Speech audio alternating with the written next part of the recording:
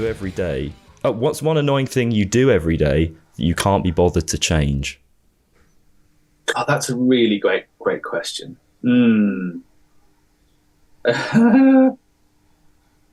One thing I do that's annoying every day that I can't be bothered to change. Yeah. I always, so here's just the first thing that comes to my mind is I always leave, like, I've got this relatively nice record player set up, but I haven't sorted out the earthing yet. Right. So every single day I listen to a record in the morning, and then I leave the amp on, which has got this subtle, almost unnoticeable, but eventually incredibly frustrating hum. And I always, after I've finished the record, leave the amp on. And then about an hour later, I'm like, what the fuck is that? It's driving me nuts. I'm like, oh yeah, it's the thing. And so every time I take the arm off the record player, and I know I should just press the button and then that's done.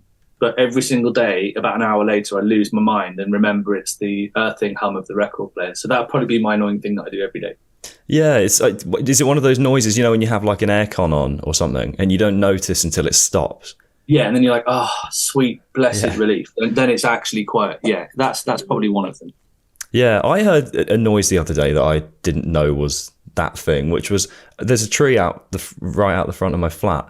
I could hear this weird noise. I thought it was like a fox or something. They make some weird noises. I think it was a squirrel. It was making this weird, like, chirping kind of noise. Yeah, they're pretty noisy critters. I didn't know that they did that. Animal noises are weird. I remember a long time ago, I was traveling in Australia and I was staying in this jungle in a tent, and nobody had told me, and I had no reason to look up what a kookaburra sounded like. And the start of its kind of call sounds to me exactly like the start of the sound that the predator makes when it's in the trees about to fuck you up. And I woke up with a start and I was like, holy shit, it's just a film though, right? And eventually kind of got my head together and realised it was just a kookaburra, but I thought it was the predator. Yeah, I've never been to Australia. I feel like there's too much stuff in Australia that wants to eat me. There's a lot of stuff. But you know what? The whole time I was there, I didn't encounter anything that was actively trying to eat me. Or you just didn't notice it. Maybe, but I didn't see any big spiders or anything. That's the thing that would get me. I remember when I was a kid and I was on holiday with my family, and we would always go to Greece to like the sort of different islands and stuff, and there was one evening where the room that I had like a spotlight at the top of it, like above the door. That was just, I guess, the light for that sort of like hallway. And obviously at night, all the bugs would just go there. And I remember reaching for the handle and this huge fuck off spider just crawls out. I'm like, ugh. Nah. Yeah. So I had to get my dad to get rid of that because I wasn't sorting that out. And I think I was of the age where I probably should have just sorted it out. But like I think it would have probably done me some damage if it had like bitten me, It was a nasty looking thing. It was proper like the size of my palm, maybe. No, thank you. Maybe a bit. No, that's a bit big. Maybe it's a bit smaller than that. But it was. That's so gnarly. Yeah. And then I remember like my dad kind of got rid of it and shooed it off. And then I went inside and I was like, oh, thank God. And then just as I was on high alert at this point. So then I remember as I was about to get into bed, I thought, I'm going to check for spiders because I don't want one of them waking me up. And then I look around the corner and there's one, like basically another one, just in the corner, of the room. So Poised. Yeah. So my solution was like, I've got to get rid of this guy because I can't sleep. I'm a humanitarian, but I think this guy's got to go because I'm not gonna do the glass over the top because that could go wrong. I can't risk it. So he's just got to, he was facing the. His days were numbered. Yeah, the electric chair or, something. But there's a lot of connectors for that. But my way to off the spider, because I couldn't think of a way. I didn't have any spatulas or anything. So like that was obviously my go-to. I got some like paper towel and I got it wet. And I thought if I throw it at the spider, not only will it kill the spider, but it'll be like stuck in it. Yeah. But I missed. And then he came, and then he fell, and of course he falls off the wall, or he like jumps off or something, and he runs like at me, and then I'm in front of my bed, so I like went on my bed, and he went under the bed, and then I was. When was that the last you saw of it? No, I do come out victorious. So I looked, obviously I was like, I definitely can't sleep now. So then I noticed, I was looking all around my bed, and then I saw him on the edge of the bed frame, and I had a cabinet next to the bed. So I just pushed the end of my bed. Oh, that's a smart move. Yeah, and I just heard, and then I looked, God. And he was there, like, all sort of, when you do like the white drawings on the murder victims on the floor. He was there like that. And that was the end of my tale. Yeah, came out a brave soldier. Well done. Yeah, I don't know where I was. Yeah, have you got any relatable stories like that? I mean, I remember once being in 2016, 15, 16, 17. I lived in this truly insane house. I lived in a tiny village in Cornwall, and me and a bunch of friends clubbed together to jointly rent the Lord of the Manor's house. And it was an 8-bedroom mansion. It had grounds, and we built a recording studio in the basement, and it had like a hot tub and stuff. And I think we paid like £280 a month each. It was truly absurd. And at any one time there was between 8 and 12 people living there. Genuinely, the party didn't really stop. I barely left the house for a year other than to do bits of conducting work. And I remember I had one of the attic rooms, like with the kind of eaved roofs like this. And I was sat watching TV one night, and I heard a spider on the floor before I saw it. Ugh. Like, I had wooden floors, and I heard it skittering across. Like, I heard a spider walking. Mm. And I looked down and I was like, nah, not today, not today. And I was similar. I found this, I freaked out. I sort of had a second sight. I was like, something's happening. Then I heard this skittering. And then I found this absolutely ancient, almost invaluable book that I own. And I just dropped it. And I felt awful. But I felt exactly as awful as I was terrified of this spider. But it's so weird because they can't fuck you up. Mentally, though. Yeah. Mentally. Yeah, because I was like absolutely on alert then for the next 6 months. And it really, really started to mess with my chi. Well, you should do, like how when they chop a tree down and they plant another one, you should sort of find a spider sanctuary and like breed a spider and let it out. Wow, we really got off track quickly, didn't we? Well, it depends what track you want to. Yeah, you're right.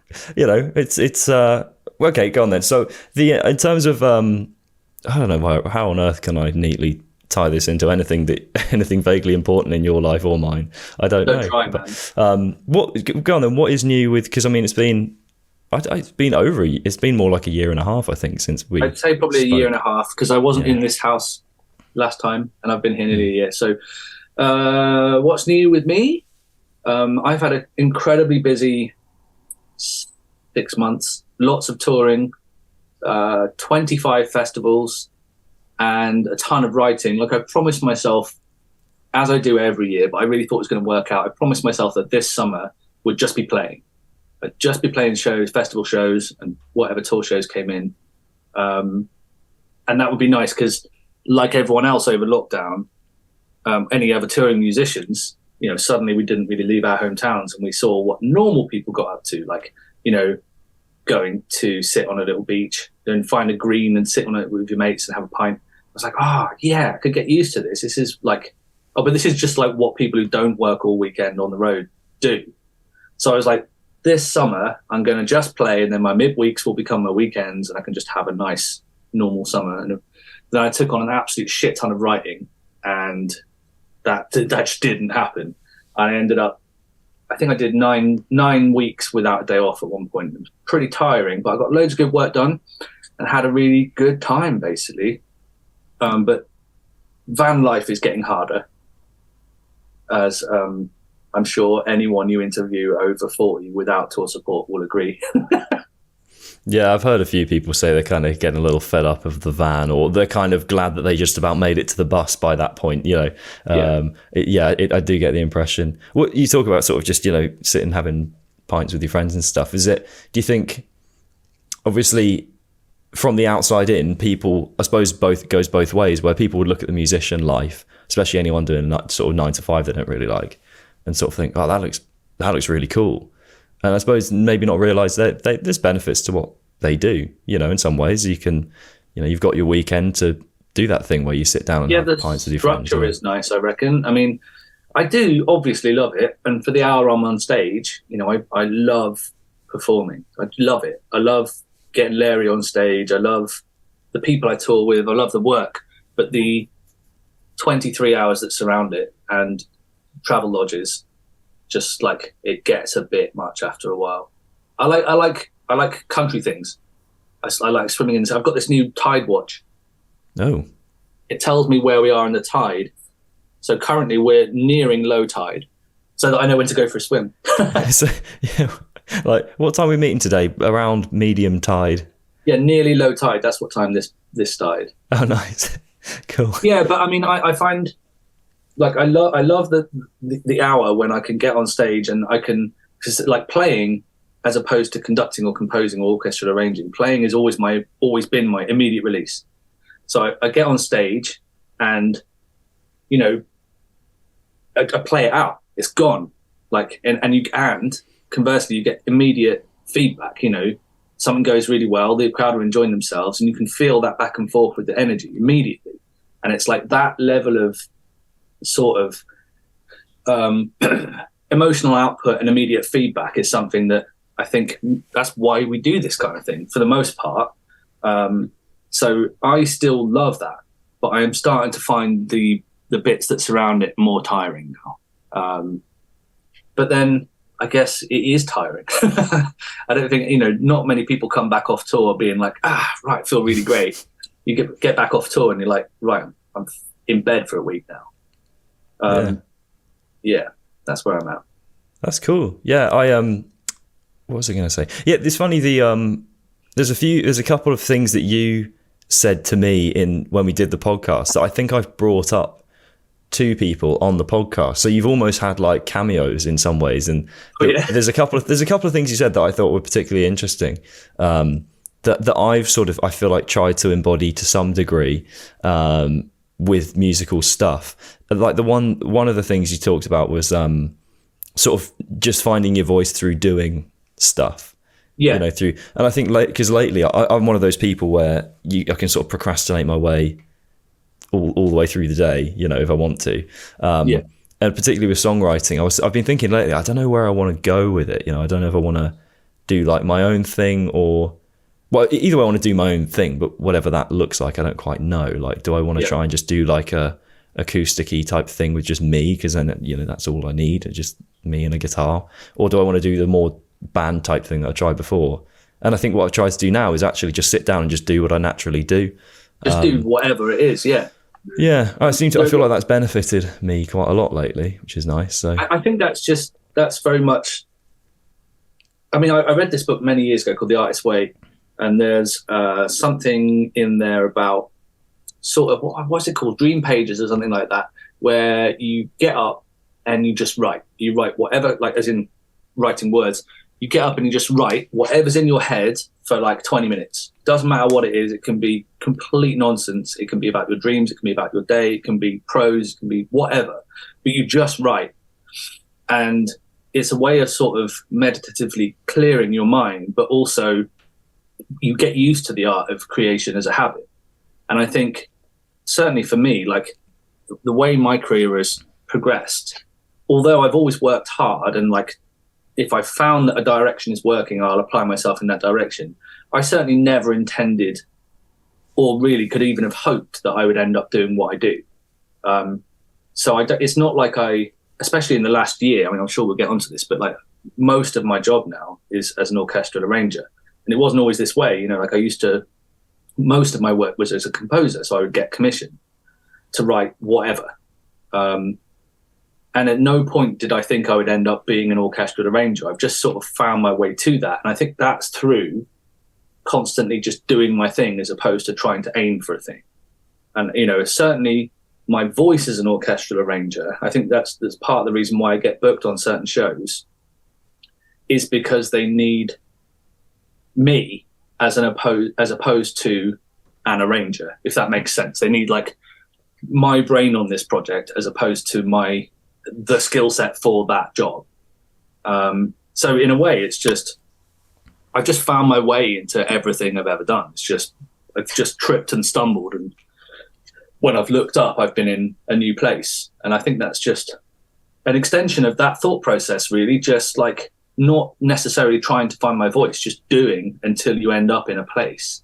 Because I think just that is the way it goes. I mean, I, once again, can only talk from my experience, but literally it's always just been that way, that if you just apply yourself and try and like make work as sort of like with the most openness and vulnerability possible, you're going to end up in the right place. Whether, you know, even if that is having to change your expectations of like what success means or what making it means, especially with the industry the way it is, you know, like I think if you can afford to pay your bills and eat, you've fucking made it. Anything over that is great. But I think, you know, as a professional musician, if you can afford to do the things that Maslow says we need, then you've made it. So yeah, I think you just got to do and keep doing until you find your place. I think I've been trying to focus more on just what is my sort of, what does an ideal day look like, you know, in 10 years time, and how close can I get to that just now with the things I'm doing? As in, like, you know, for me, an ideal day I think would be get up, sort of, I like having my morning to kind of, I'm not one of those, I do work hard, but I like to have the first half an hour just to like sort of, not laze about, but just sort of, I don't know, enjoy having my coffee and just like, you've got to ease like in. Yeah. And then I'll go to the gym, and then from there I feel quite fresh, and then I start my sort of creative stuff.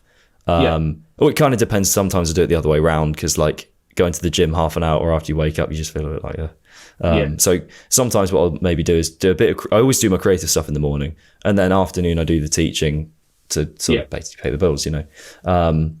But you know, longer term, I want songwriting to be the thing that primarily generates money for me. But obviously doing that, I'm not looking to be doing the kind of thing you're doing, where you're doing a lot of writing for other people and stuff. I kind of want to, you know, write my own music, and whatever, however you make money out of that, you know, whether it be like through actually selling the music, playing gigs, or things like Twitch streaming. I need to get back into doing that, you know, YouTube, all that stuff.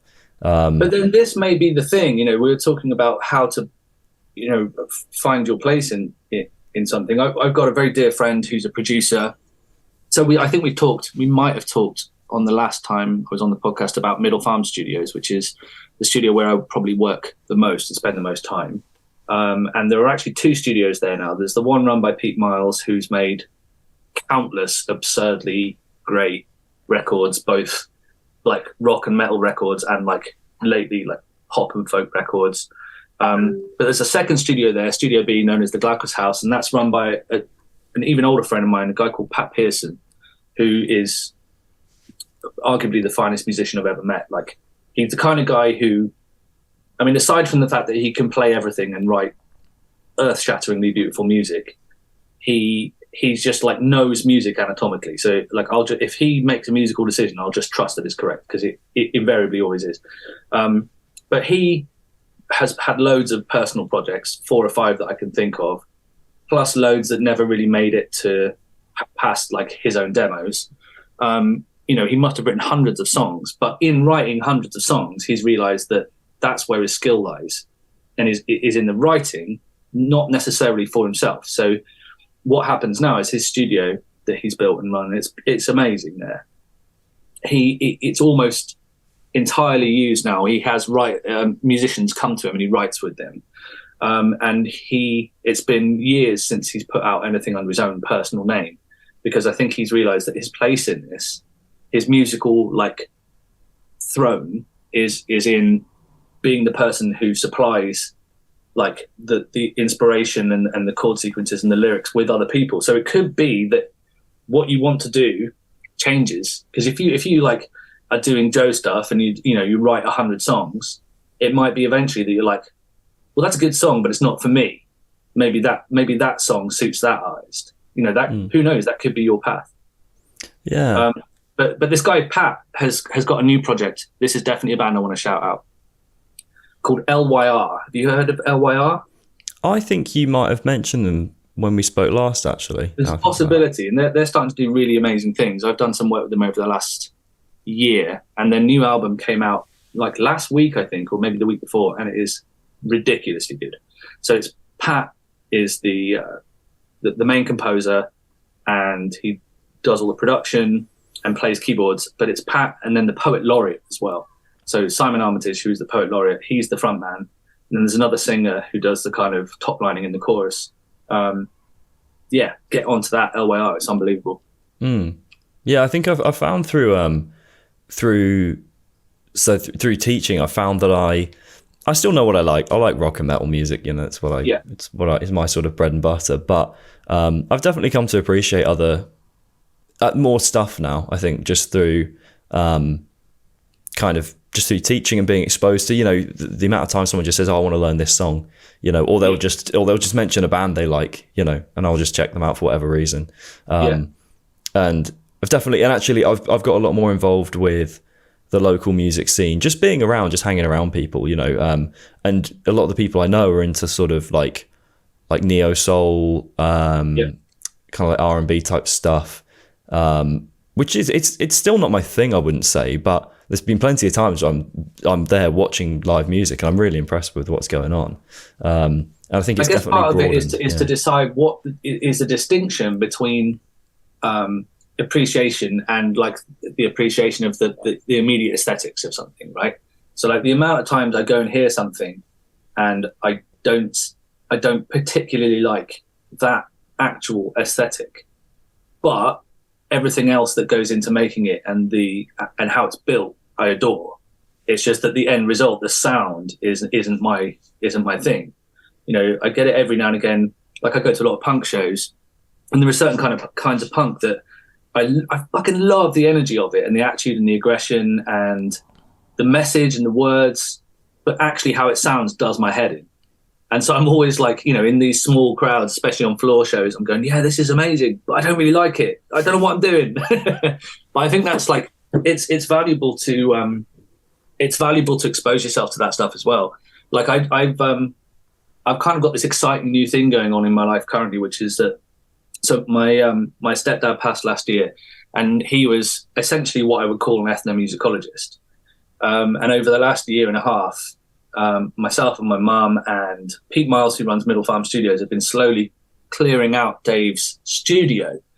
So he was Dave, my late stepdad, was a producer in the late 80s and early 90s, who John Peel credited as bringing world dance to the UK. And he was a producer under the name Loop Guru. And like a lot of, if you look at people sort of like between 5 and 10 years older than me, they will, and if they were into beats at any point, they'll definitely know who Loop Guru is.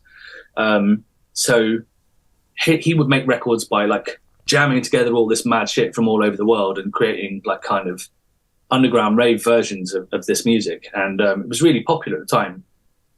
So, but we've been clearing out his studio, and I just found like 180 albums of music from all over the world.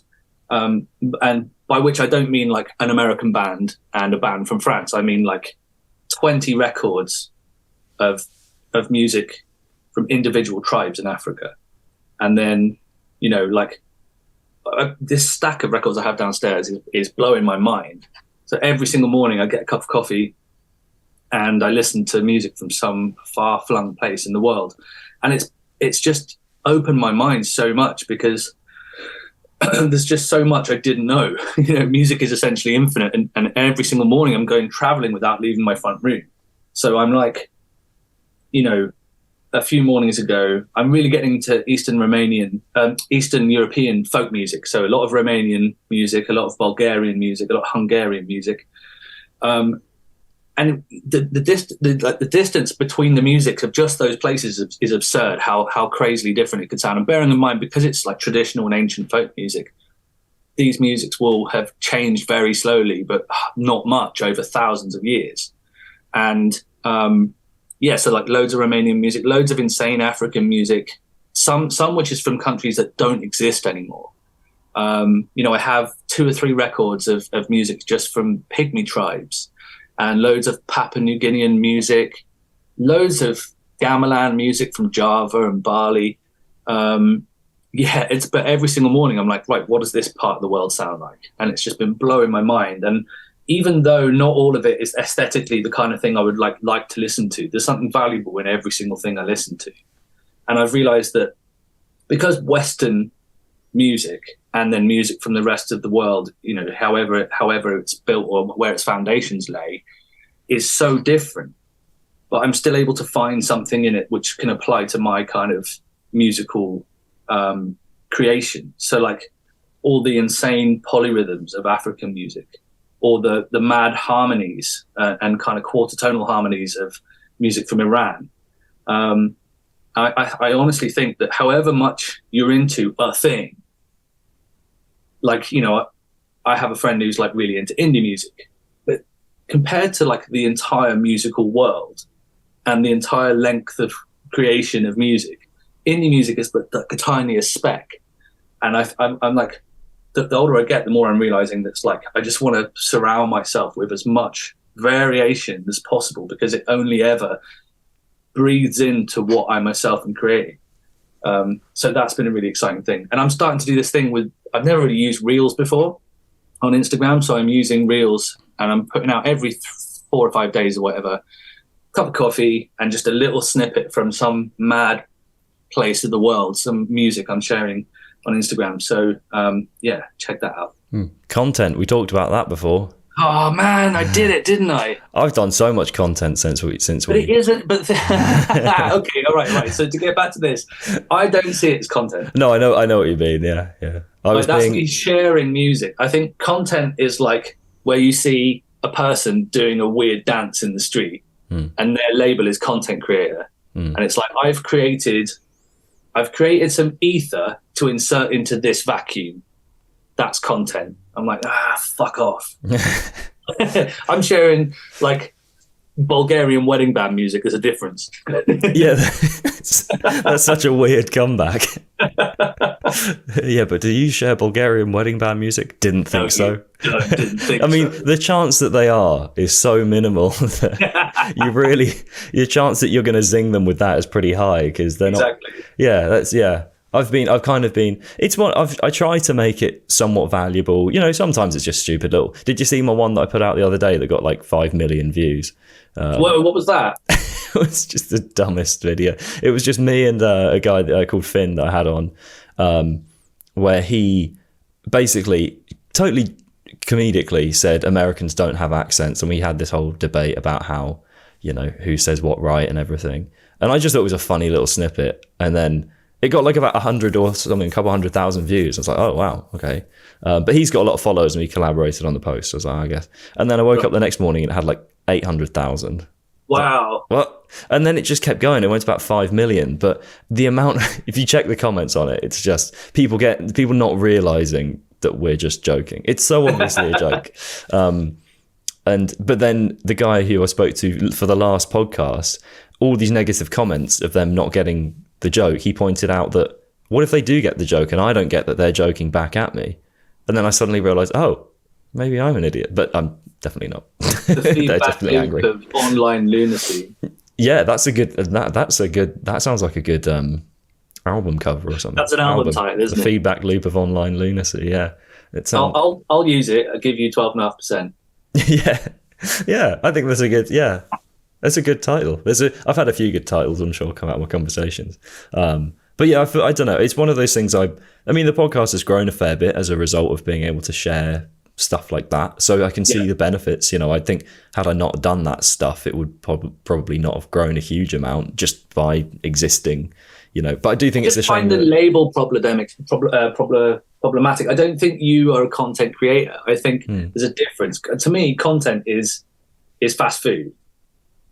Do you know what I mean? And this certainly isn't. Like, you know, I keep my eye on your podcast, and you do good things. You talk about interesting things with interesting people, and I think that is always going to, like, the cream will always rise to the top, man. And I think it's like stuff where I can see that somebody has just recorded themselves doing whatever, and the kind of, you know, the populace at large goes, yeah, I'll watch that. That fills my time. I'm like, but it isn't anything. It's not a thing. It's like Paris Hilton is content. Do you know what I mean? I know what I do know what you mean. I feel bad for Paris Hilton, but at the same time, I do know. It's the Kardashian thing, isn't it? I kind of content. I was quite annoyed when I saw something about is it Kylie Jenner being something like claiming to be a self-made billionaire? I'm like, oh yeah, I saw that. What about you is self-made? Yeah. Like what? You know, I don't see how it just confuses me. I'm like, there's nothing about that that's you know, I'm sure there's another one that came up recently when people call themselves self-made. And it's a bit like Donald Trump calling himself a self-made. It's like, what is it, the whole meme about him getting the loan? You know, just a small few $1 million loan or whatever. Yeah, it's so dumb. It's like, yeah, and I don't know, today's... I've deleted Instagram off of. So I got a new phone, partly because I needed, the old one was kind of starting to like conk out and stuff, but partly because I was like, I wanted to separate, you know, my phone like communication device from all my social media stuff. But then I put the social media on my new phone and just put like a time limit thing on it, and by default I would just ignore the time limit and just go on it anyway. Yeah. So I've just gone like, I've just accepted defeat, and I've just deleted it off that phone now. So I've not accepted defeat. I've placed, I've just put it on the other phone. I've just gone, no, I can't have these two things. I can't have my phone and that, because it's too addictive. Like it's too, by addictive, I don't mean like I'm craving it. I just find myself on it. You know, it's not like it's not like a sort of like almost like a substance addiction where you want the thing. Yeah, it's like it's just a habitual thing that I've been daydreaming about this, and what I'm about to say is the most ludicrous sentence ever. And if you'd said this in the open 15 years ago, everyone would go, "What are you on about, you lunatic?"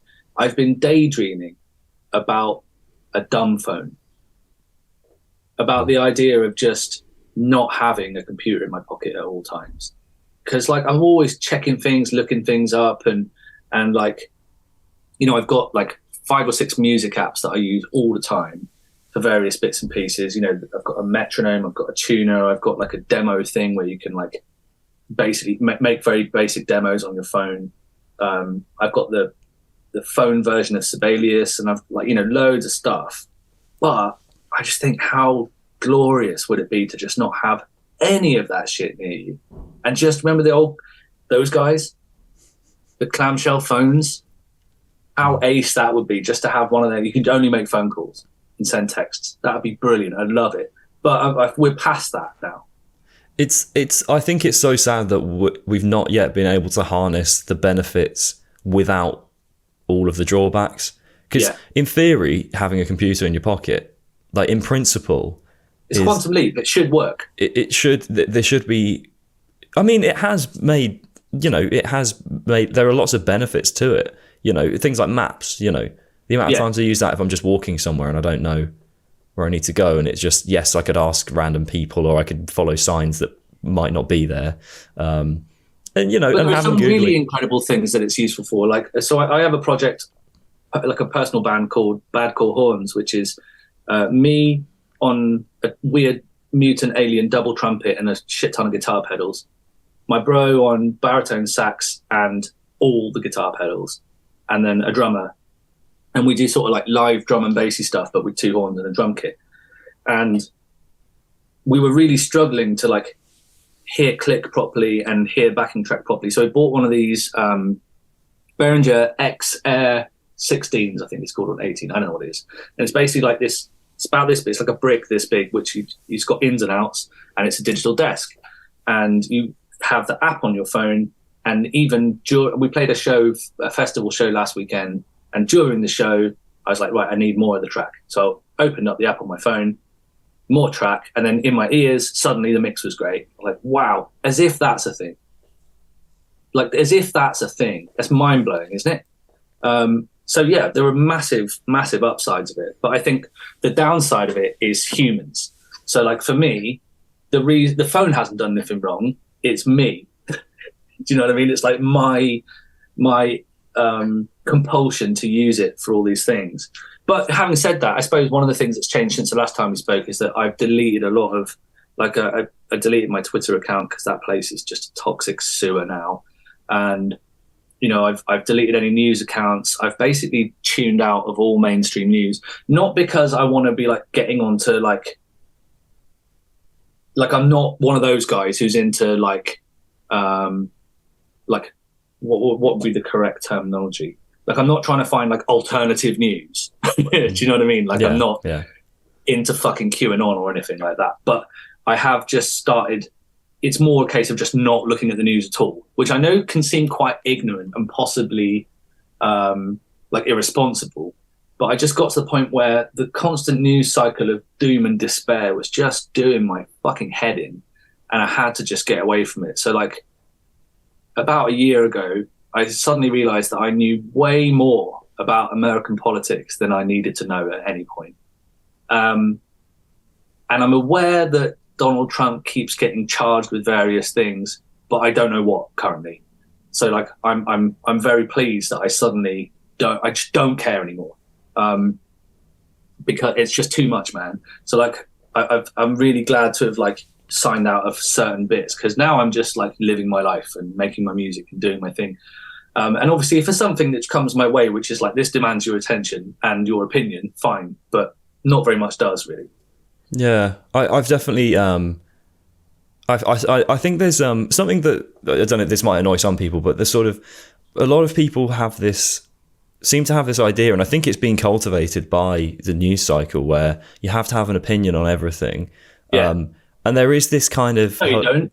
No, but like there's this sort of like holier than thou approach where, oh, well, you're not concerned about this. And I'm like, no, yeah, I mean, I am, but like, I don't know, how many things do you want me to be concerned about at any one point? You know, yeah. I mean, it's like, well, you're concerned about that. Are you not concerned about this thing and this thing? And it's like, at what point, you know, I'm not actually, as bad as it sounds, I'm not going to do anything about these things, you know? Yeah. It kind of annoys me when it's like, I don't know, people, they don't say it like that. They don't go, well, I'm better than you because I spend time thinking about these things. But I've definitely heard discussions where you feel like there's an air of kind of, oh, we should know about this and we should be talking about this. Well, I agree that there are some things that should be known about. Like, you know, it's good to keep up with the conversation surrounding equality and surrounding the climate. It's like, that's just human stuff. We should know about that. But I've sort of realized that, I guess, you know, my username across most platforms for a long time has been "This Machine Kills Fascists." And it's like, well, what machine? Music is the machine that kills fascists. Or just is, you know, aside from the Woody Guthrie quote, music is the opposition, right? Music is the cure and the opposition. So I think that's partly what I've done, is just like, I can't really, as a single person, alter fucking anything.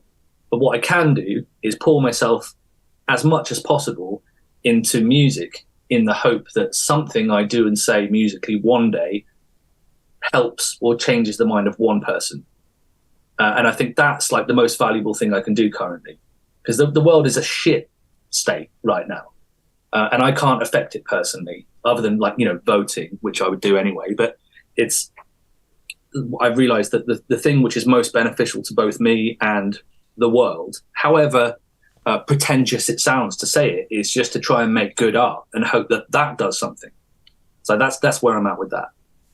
Yeah, I think it's about sort of picking your avenue in some way, isn't it? Because you can spread yourself too thin with how, if you want to make a change regarding anything. I think, I think just knowing about the stuff doesn't necessarily, you know, doesn't necessarily make that kind of change that you might want to actively make. And then obviously you can look at what you can do within your, capacity. I think it's a difficult, I mean, it's like with me, the podcast, I guess, there's things that I think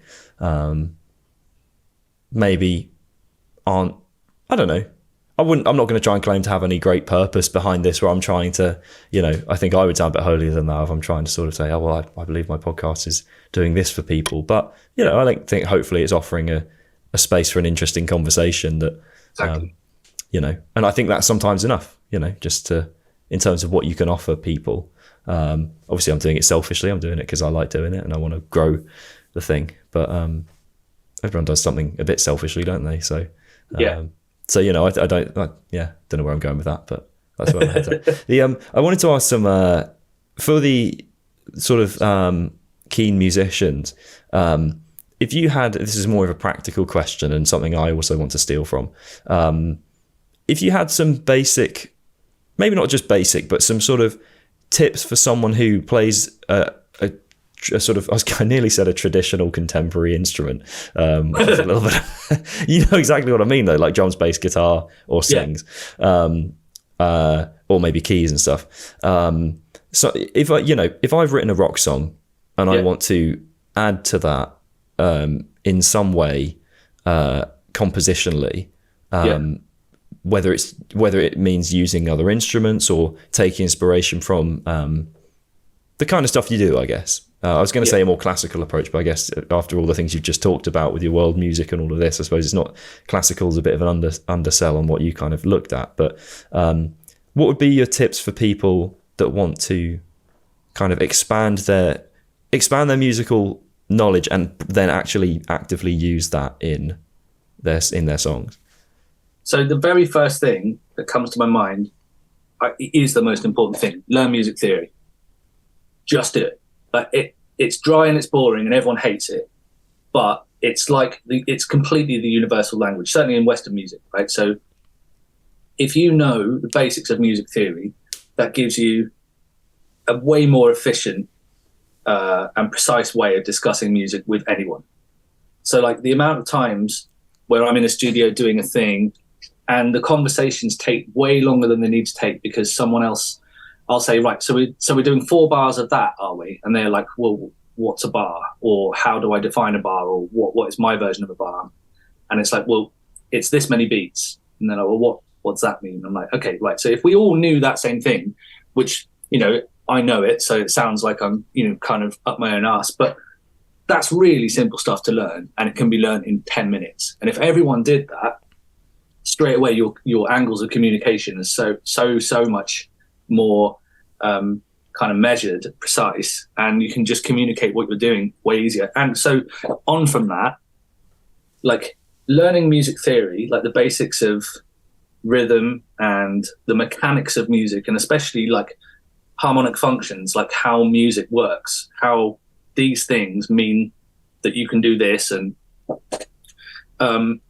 learning that stuff straight away just gives you like autonomy. So, I mean, I don't want to like talk myself out of a job here, but and it isn't for everybody. I personally find it as exciting as other people find seemingly way more exciting things. But like knowing the basics of music theory just opens your whole world up, because you can apply it to such a broad range of things. And for example, if you know, let's say you have a song and you want strings on that song, if you know what the instruments are capable of doing, because like quite often I'll be in a studio and someone will give me, oh, we've done some strings for this, we just need it written out so that the string players can play it. And actually what they've written is utterly unplayable. Either it's too fast, either it's out of range, or it just doesn't sound very good. All of that, if you like learn what the instruments are capable of doing, and then secondly, how to write that down in a way that the instrumentalists can read and play, then you're like, you've got so much more control over your own product. And it's a big ask as well, because learning music theory can be time consuming if that's not how your mind works, which not everyone's does. And I understand that. But like, as soon as you've like learned those processes, you do it all yourself, and then also once you've learned those processes, you suddenly realize so much more about how music works and the complexities that they can contain. And also, like, once you've learned like one set of mechanics, your brain is then sort of hardwired to understand slightly more. And then you start understanding, like more varied forms of rhythm or harmonic progression. Because, like, there isn't just minor and major. There are modes, and then there are also a million other things which branch off from those. So like, I think if you learn the basics at least of music theory, that helps you communicate with other musicians, which means you can add things to your music in a much more efficient way. But if you carry on further into that, so you're sort of learning the basics of composition, then all of a sudden your music is just going to have so many more colors to it. Like, there's loads of great music that is in its own sense and like through its simplicity beautiful, but it's all black and white.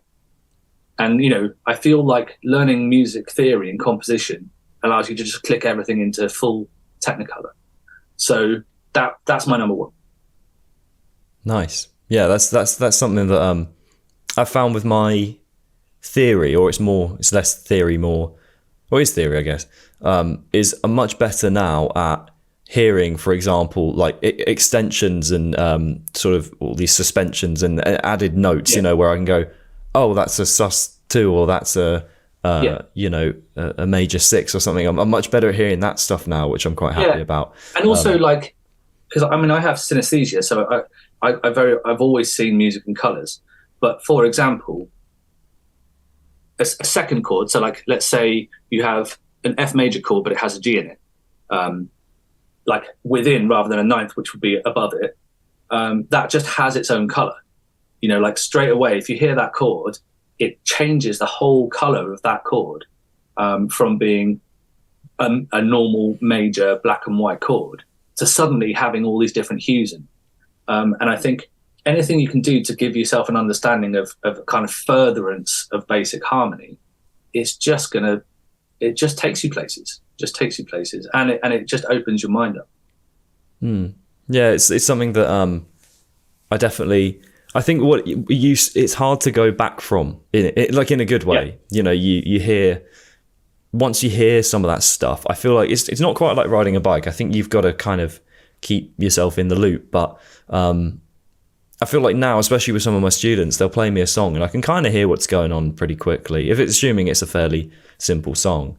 Obviously, if it's a guitar song, there's that to another degree, because then I can hear what chord, like exactly the chord shape, because I know what the sort of the order of things sounds like in the strings and that.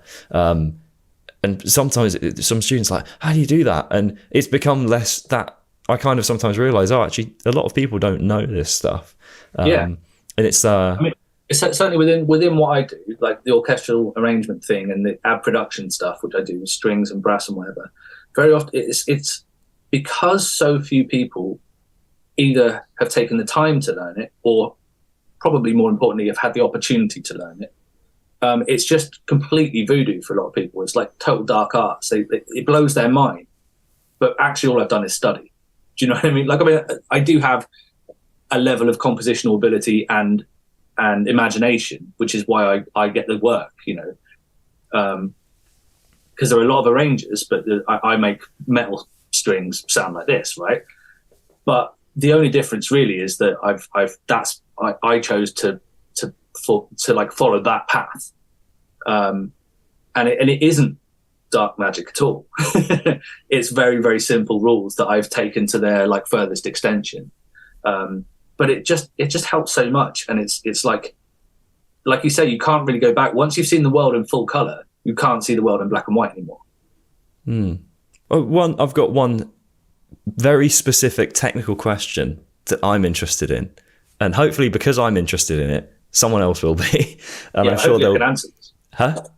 Hopefully I can answer this. I'm sure you'll have an answer, whether it will be one. I feel like it's going to be an answer, not just because of you, but because of the nature of my question, where it's going to be, and essentially the answer is going to be, do what you want.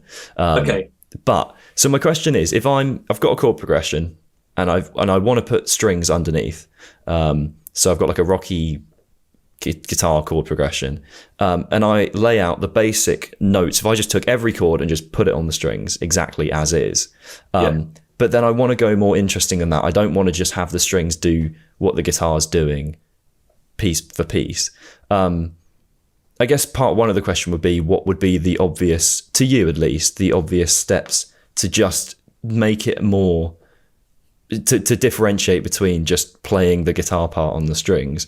And also the very specific question I had was, with things like chord inversions, how do you decide, for example, if you want the fifth in the bass? Do you just hear that, or do you know what these sort of inversions like sound like? How do you kind of decide whether it's going to be just like a conventional chord shape, or if it's going to be something a bit more wacky? Do you mean in the strings or overall? I'm just thinking strings, because that's kind of where my brain only goes to. But if overall can give a better answer, then I'm interested to hear. So part one, I would start by saying quite often I do get given that. I'll go to a string session and the band has said, oh, we've written strings, but basically what they've done is they've just extrapolated the guitar chords for the strings. And that will give you a nice pad, but no different than literally putting a synth pad underneath it. Although, like live string sounds good. So things you can do to make it interesting would be things like play against or with whatever's there. So like quite often I'll do a thing where there's very little point in trying to just put the chords underneath what's there, because they're there, right? So strings are there mostly, unless you do want that pad thing. Strings are there as like kind of additional melodic lines and like to like build upon what is already there. So like, the vibe of the song. Let's say I'm writing strings for the new Nile record, right? So I know the kind of harmonies that band plays, so I don't need to do that. But what I could do is play off them with the harmony lines of the melodic parts of the string playing. So there's no point in going absolutely ham while there's a guitar solo or while the singer is singing the lines of the tunes. So I would wait until, I'd do something which maybe echoed the lines that are already being played in terms of nailing down the rhythms, landing on the ones if that's where the riff is, to make things super heavy, because you'll still hear it in the mix. But then when the singer's not singing, or there's like an appropriate break in a riff, then just let the strings go off on one then, and they kind of build then. That builds on what's there.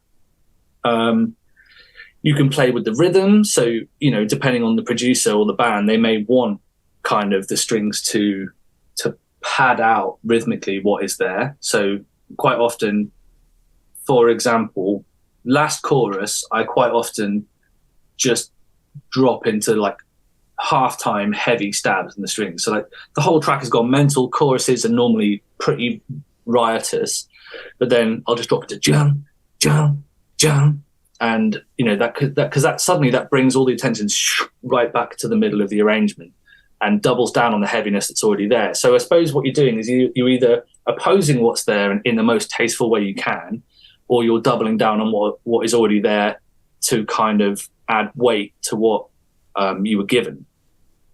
I'll always do things as well. Like I said, there's no point in just having the harmonies there because the band are already doing that themselves. So I'll probably double down on the harmony with the cello, as in probably have the cello following the bass lines, unless there's something nice and twiddly and high they can do. Viola is normally the glue for me. So like viola is the instrument within the string section which blends the lowest and the highest.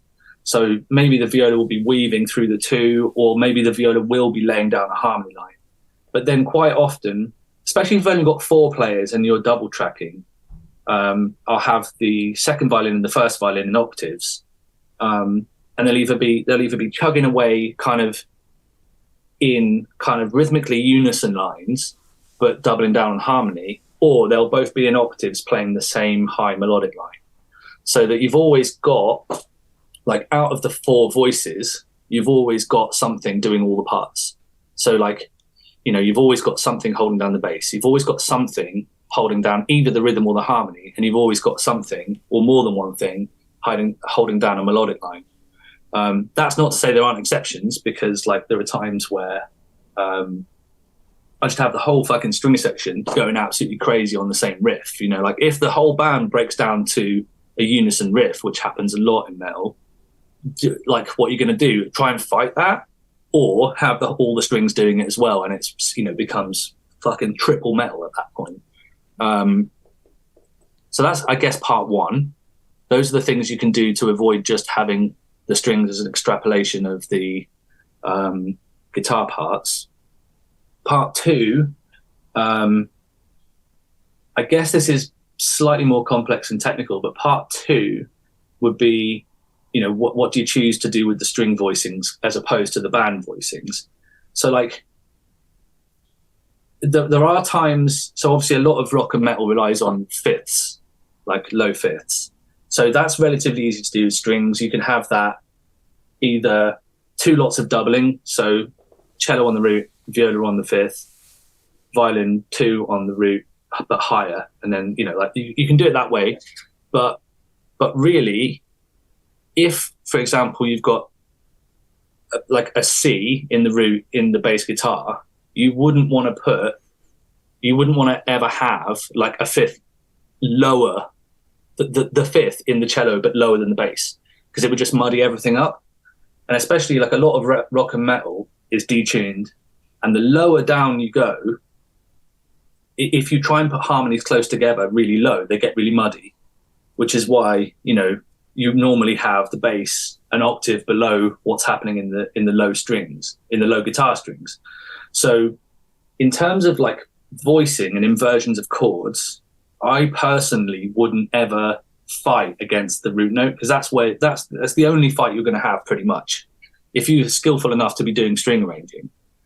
So I would say, like, I would leave the bass end of a metal record well alone in terms of harmony. I would just stick with, I would have the cello doubling the bass, because the second you try and introduce lower harmonies or like reinforce just the fifth in the low end of the strings, you're going to get into like a whole world of like mixing trouble, and it will just sound shit. So, but then the rest of that answer would be going deep into musical theory, and that would be boring for everyone, including myself and you.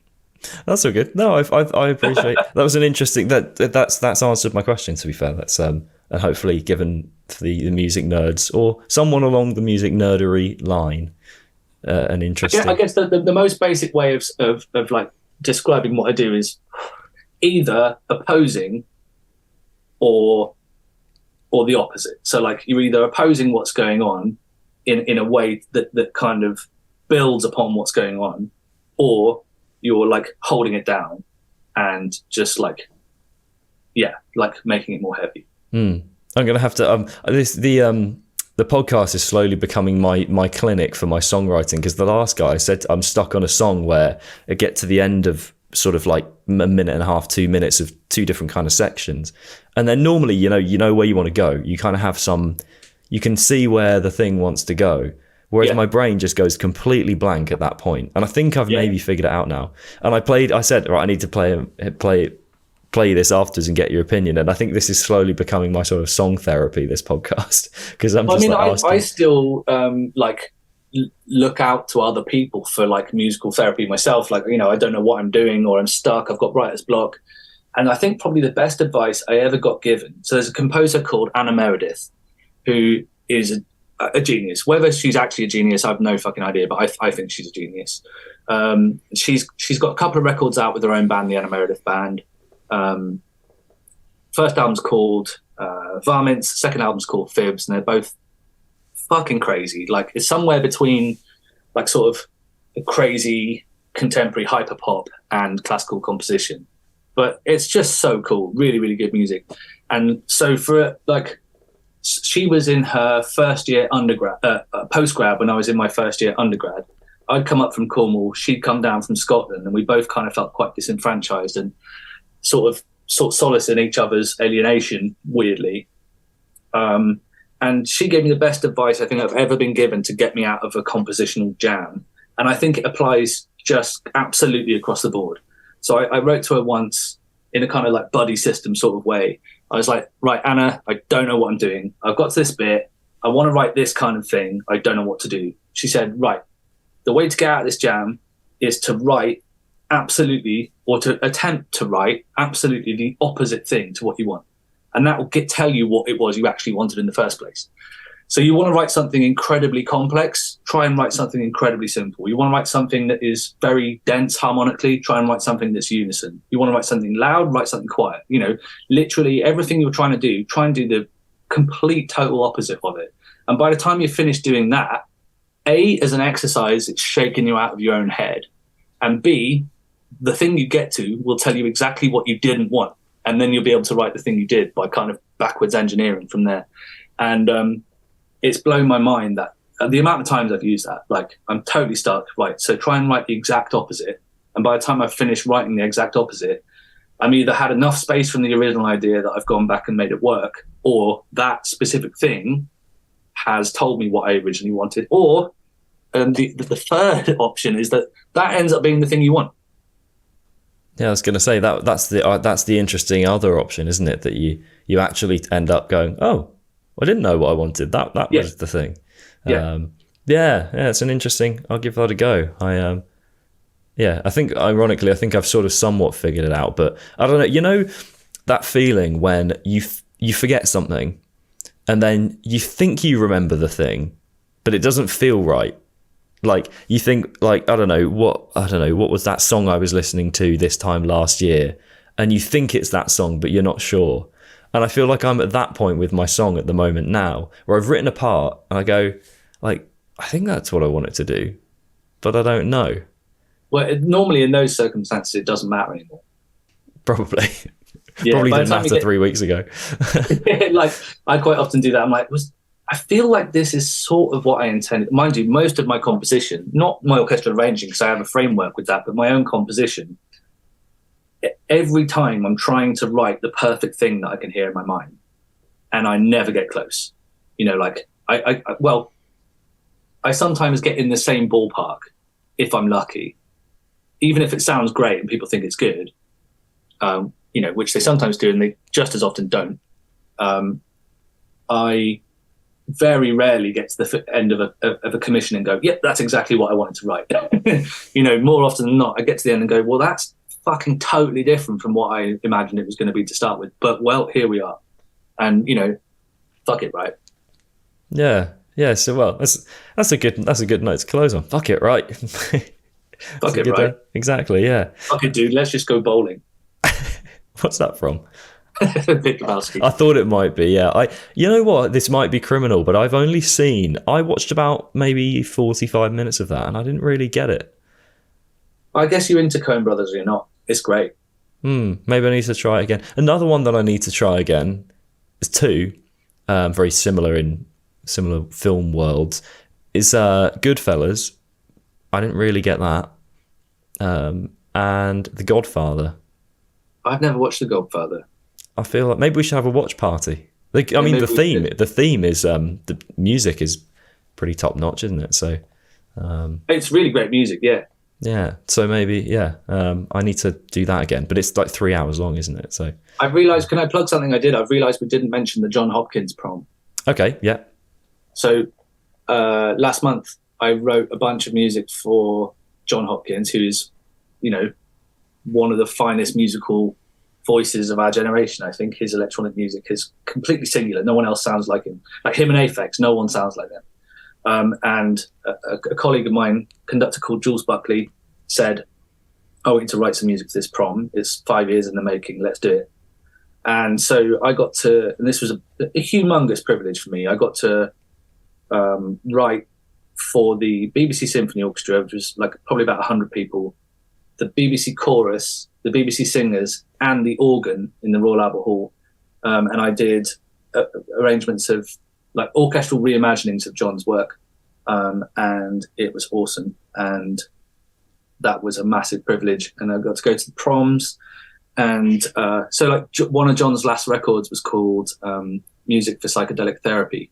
So me and my partner decided to trip at the proms to 160 people playing my arrangement. And that was fun. That's quite that. I did actually have one thing I wrote down for because I saw that you'd done that, not the tripping bit. I didn't notice that.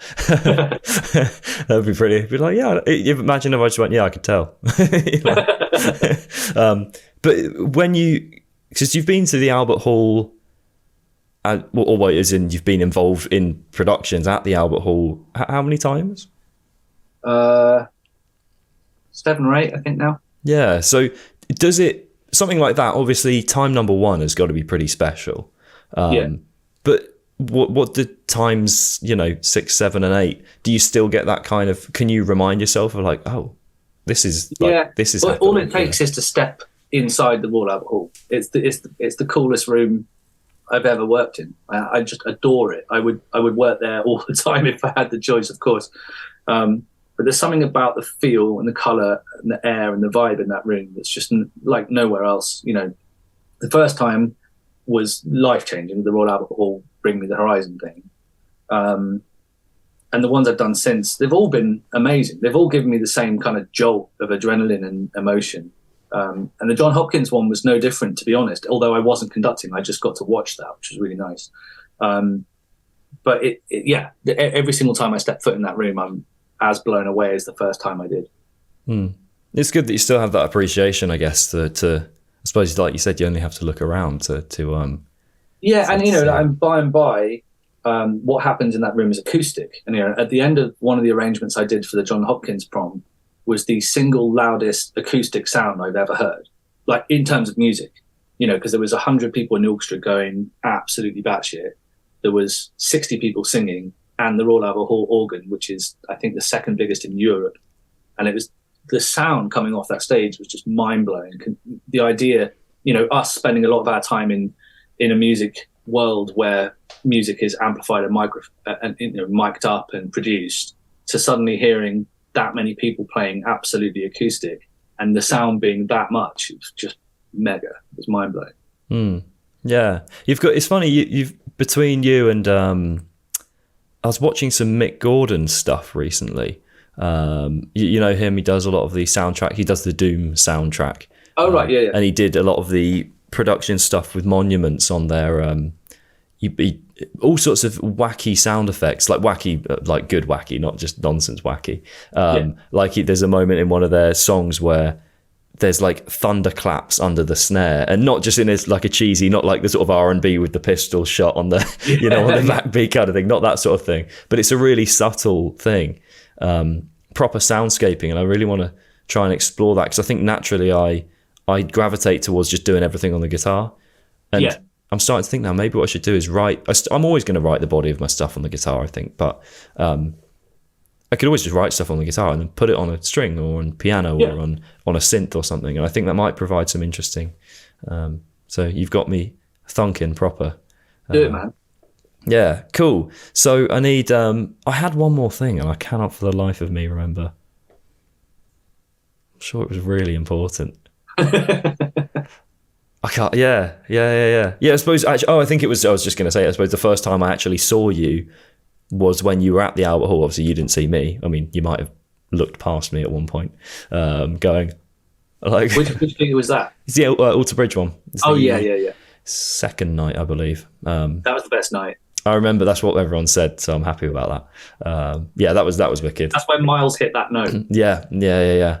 That's the one that obviously made it onto the DVD as well. I'm still sad that they haven't put that out as like just a YouTube thing. It's been quite a long time now. I think a lot of bands seem to hold on to that. I mean, Architects, as far as I'm aware, have only put out one track of the live video from Abbey Road. I'm sure it's got to go out at some point. I mean, it's such a massive thing. Yeah, I would imagine, maybe they'll do, this was 2 years ago, here's the whole thing, or whatever. Yeah, because I think with the Alter Bridge thing, it's like, how many years ago is it now? And I just think 5 years ago, maybe? Yeah, and they sold it on Blu-ray or whatever. I'm like, no one does that anymore. Just put it on YouTube or put it behind a paywall, and then people can just, even if you want to sell it still, I don't know. Like, can you send them a nudge? Just like, yeah, of course I can. Yeah, my mate Joe wants to. There's some interesting things afoot for next year, hopefully. Oh, there is the rumblings of another Parallax show with, and we're not even going to guess. All right.